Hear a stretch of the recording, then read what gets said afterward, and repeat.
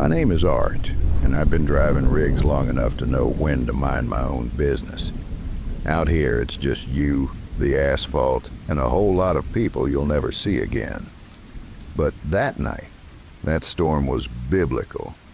Rain hammered the windshield, wipers might as well have been toothpicks, and lightning tore open the sky like flash bulbs from another world.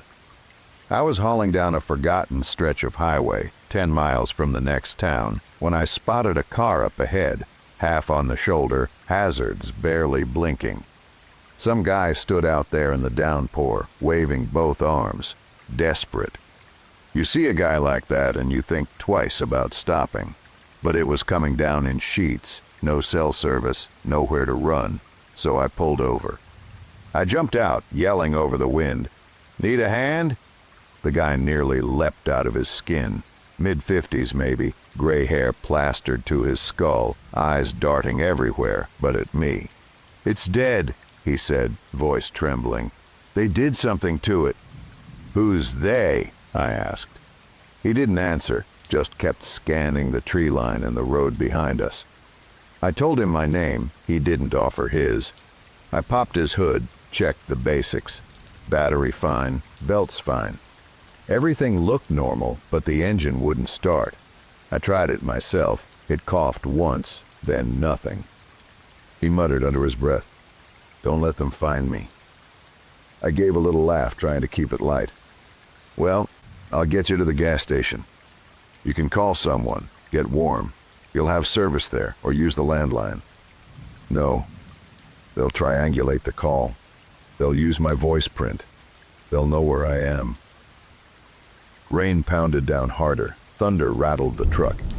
"Look," I said, "you can stay here, or you can get warm in the cab. Up to you." He stared at his car one last time, then the woods, then finally me. "Fine, but don't stop your truck for anyone." We climbed into my cab, dripping water onto the vinyl floor. He sat rigid, hands clasped, breathing fast as his eyes roamed my dashboard like it might bite him. "They know I'm out here," he said. "I worked for them. Defense contracts, surveillance, voice patterning, geolocations. I copied files I wasn't supposed to. It was a mistake. They sabotaged my car. That's why it died." I kept my eyes on the road, trying to sound calm. He seemed harmless, just broken. I told him, "You're safe in here. We'll get to the gas station. You can call someone." But then, that's when he turned those wild eyes on me. I was let go on a medical discharge about a week ago. I kind of been running across the country. Fan, I don't know where to start. If they're gonna, they'll triangulate. Okay, well, what we're thinking of as aliens are they're extra-dimensional beings that an earlier precursor of the space program made contact with. That they are not what they claim to be. They have infiltrated a lot of aspects of the military establishment, particularly the Area 51. The disasters that are coming, the military, the government knows about them, and that there's a lot of safe areas in this world that they could begin moving the population to. Now are Storm roaring around us, his words louder in my brain than the thunder outside. For the first time in years of hauling, I wondered if I'd made a mistake picking this guy up. I just drove faster, gripping the wheel. He started muttering numbers, coordinates maybe, latitude, longitude. I recognized a few from my GPS days hauling. His hands trembled. Then he looked up, deadly serious. the cops try to pull us over. Don't slow down. Don't stop. "Please," I said. "This storm's dangerous. I just need to focus on the road until we see the gas station. We're almost there. Just hang tight." His eyes unfocused, lips moving in a stream of numbers and nonsense. Then suddenly he snapped toward me. "They're not human, Art.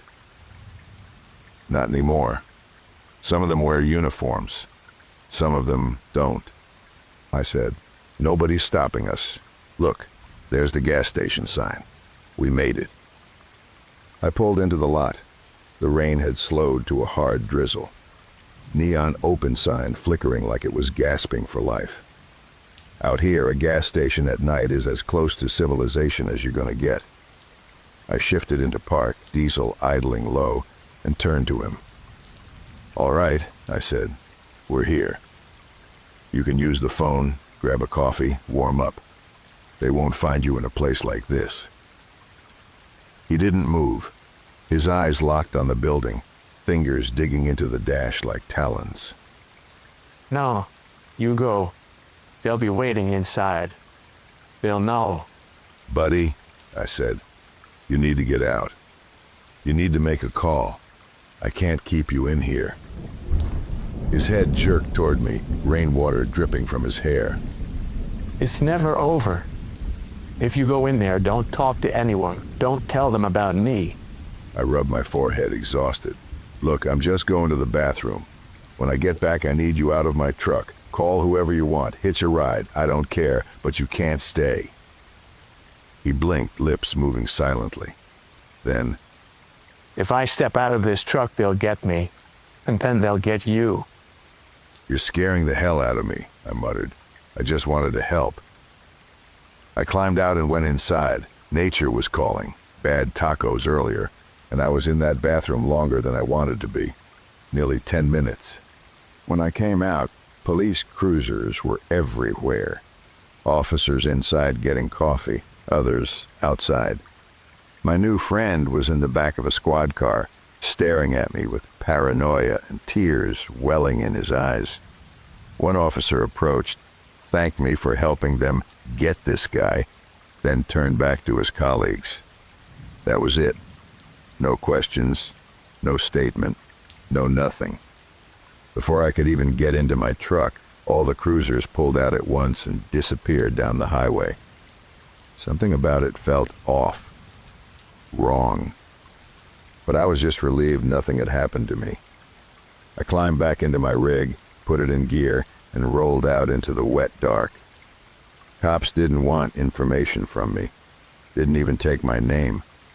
That night I kept telling myself to forget it and move on down the road. But I haven't. It's been so many years now.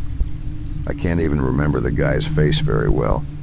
But I can never forget the sound of that quivering, paranoid voice he had.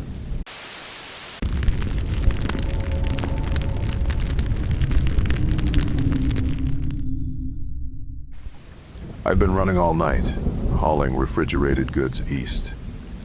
No sleep in 36 hours. Figured I'd pull off at rest stop mile 102.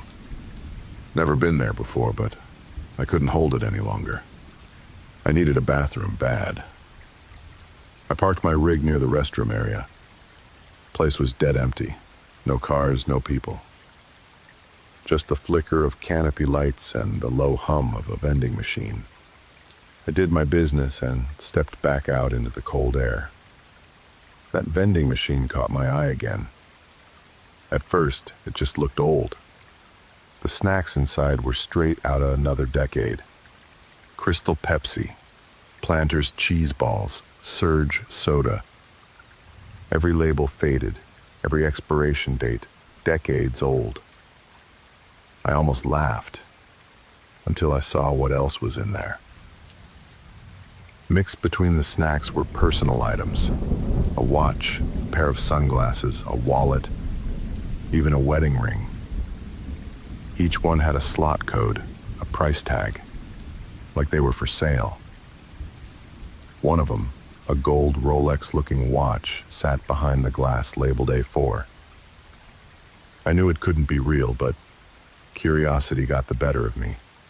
I slid 3 crumpled dollars in, punched A4, and waited. Clunk. I reached down and picked it up. This was no Joker watch. It was cold, heavy, real gold weight. Not cheap at all. It seemed to be authentic. My stomach tightened. Something about it didn't sit right. I pocketed the watch, climbed into the cab, and rolled out fast. About 20 minutes later, I noticed headlights behind me. Another rig, closing in quick. Too quick. Then my CB crackled to life. Hey, you up there. What the hell do you think you're doing? Pull the hell over now. I'm not gonna ask you again. I don't want your damn watch, alright? I just want to talk to you. I grabbed the mic. That you back there? What's this about, partner? No reply. The rig behind me stayed right on my tail, high beams in my mirrors. Hey, I snapped onto the CB again. Back off. You're too damn close. More silence. Then, a few miles later, I'm not gonna ask you again. Pull over. Pull the hell over now. every hair on my arms stood up. Why did he need me to stop if he could talk to me just fine on the radio? Still, I played along. All right, I said. I'm pulling over right here. Let's make it quick. I eased onto the shoulder and stopped with the engine idle. The man's truck stopped behind me. His door opened, and I watched him in the mirror as he started walking up along the driver's side of my rig. Before he reached me, I slammed it into gear. Tires started rolling as I tore down the highway. My pulse was pounding. His headlights shrank behind me, then vanished as I drove as fast as I could go. 5 minutes later, he was back, low on the horizon, then growing faster. I grabbed the mic and shouted, "You can have it back!" I thought that machine was open to anyone. No reply, no static, nothing. Then, up ahead, I saw flashing blue lights. A patrol cruiser parked sideways on the shoulder. I slowed hard, heart racing. The officer stepped out, flashlight in hand. "Evening, driver. Everything all right tonight?" I let out a shaky gasp. "No, sir. Not really. I was being chased by another truck. He came up on me out of nowhere." The cop frowned. "That's strange. We got a panic call on this CB frequency a few minutes ago. Said a man was being chased by a truck with no plates." "I never made that call," I said. "But yeah, that's exactly what happened." He tilted his head. "This your rig?" "Yeah. Step out a second." I followed him along the trailer. His flashlight swept the side of the box and my stomach dropped. In thick, dripping red spray paint, someone had written one word: thief. I just stood there, frozen. The officer turned to me. "Can I see your ID and registration?" My hands were shaking as I reached for my wallet. That truck never showed again. Don't know how he could have turned around on that stretch of road, or if he was still out there somewhere stopped. The cop checked my info, told me to take it easy. I made it to my delivery location safely. No more trouble took place, thankfully. That watch, still got it. It's a real Rolex, too. I got it checked out. But I've never worn it. It just sits on my dresser, right where I can see it every morning.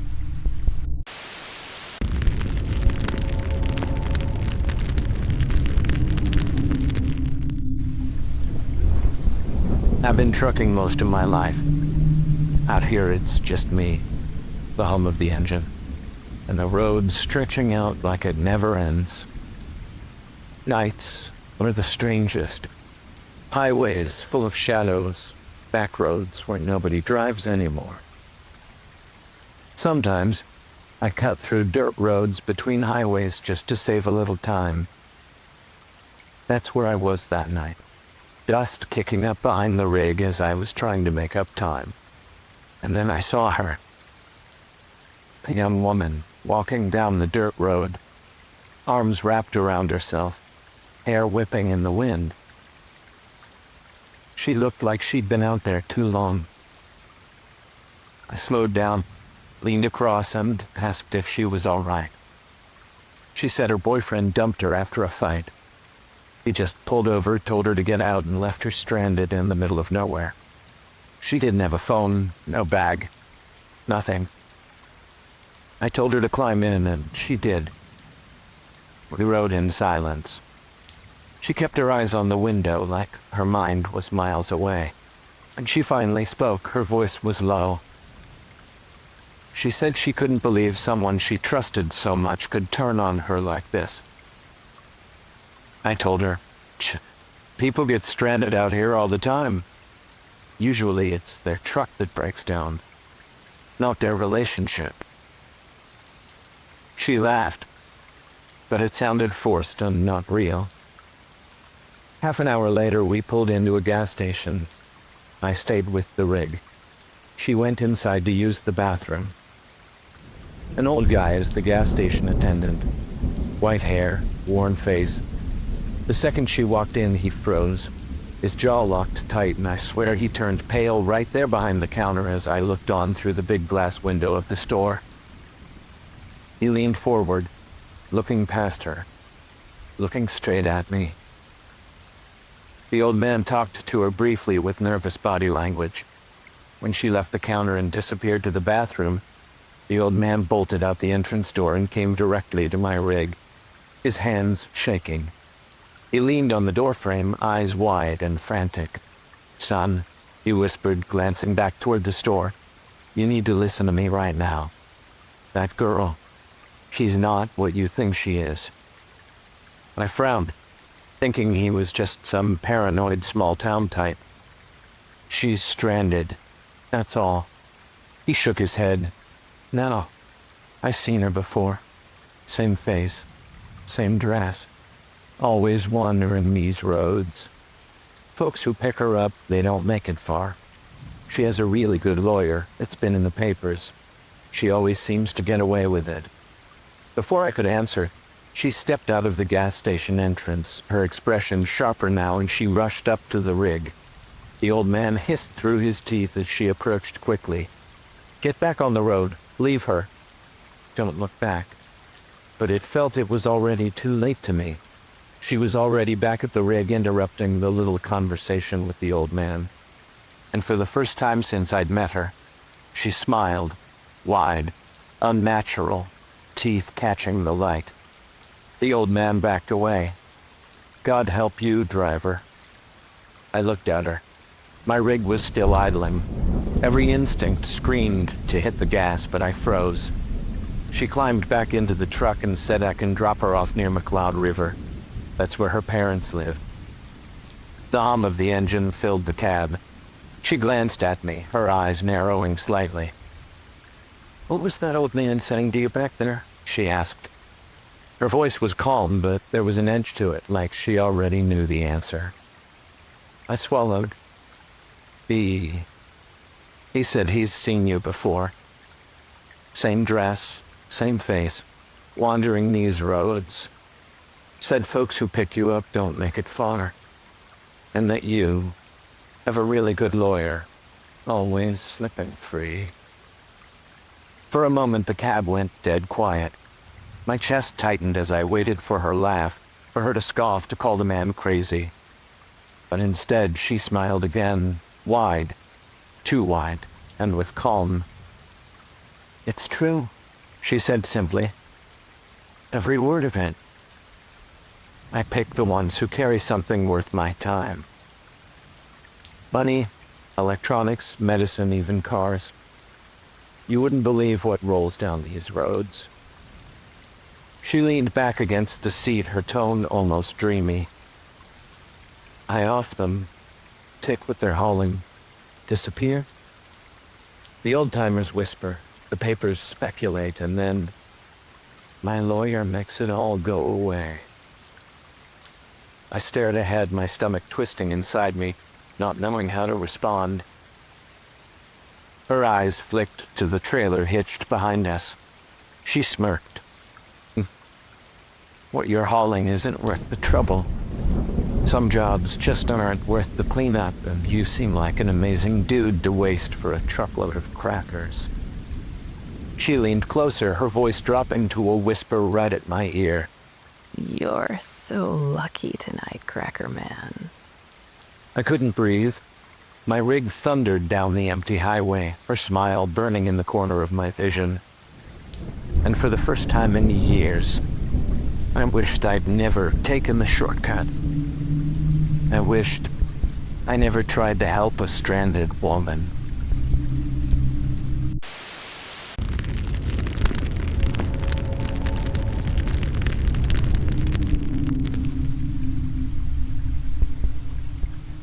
I've been trucking for only half a year. Hauled a lot so far. Veggies and fruits, furniture, even rides for a carnival. My dad got me into the business and everything is all right. But I never liked those special orders. The ones where the client gets real specific. This one, they wanted the load dropped at Forest Fair Mall in Cincinnati, Ohio. When I arrived, the place looked like it had been closed for years. The GPS swore it was the right address. The manifest had only one instruction, printed in bold. Do not leave the load outside. Delivery must be placed inside. So there I was, after midnight, pulling into a cracked parking lot with weeds pushing through the pavement. No lights, no sound. The whole place looked like it had been forgotten. I backed up to the loading dock, climbed out, and gave the metal door a bang. To my surprise, it creaked open. Not locked, just waiting. I stepped inside and called out, "Hello? Anybody here?" The loading bay opened into a wide, hollow corridor. A few weak lights flickered overhead, leaving most of the place buried in shadow. Storefront gates sagged on their hinges, glass spider-webbed with cracks. Faded old movie posters still clung to the walls. Top Gun Maverick. I remember that one from a few years ago. My boots echoed against the tile. It felt like someone else was walking just behind me. "DDR Logistics, delivery here," I called out. My voice bounced back. No reply at all. I figured I'd just drop the crate and get going. The delivery wasn't big, about 4 by 4 feet. I slid it onto the pallet jack and started pushing it toward the corridor doors. That's when I heard it. A sound. Not footsteps, but an odd chuckle.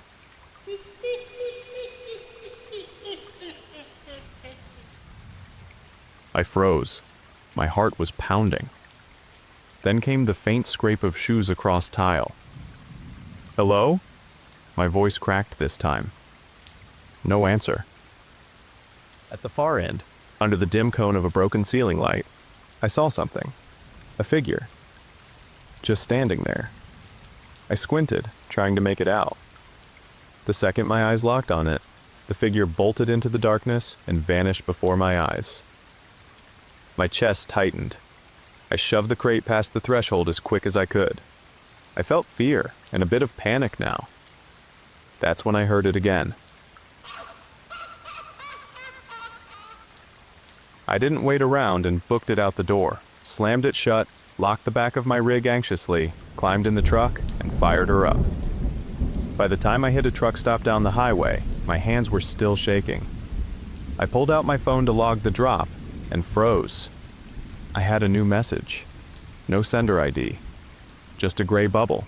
Inside were 2 videos. The first video showed me inside the mall. Clear as day. Calling out and looking around. Shot from above. Maybe from the second floor railing. The second video showed me outside, panicking as I locked the trailer and scrambled into my rig. Neither came from security cameras. The footage was shaky, handheld. Somebody had been stalking me that entire time, and I don't know why. I'm not even that attractive. I'm no Tom Cruise, that's for sure.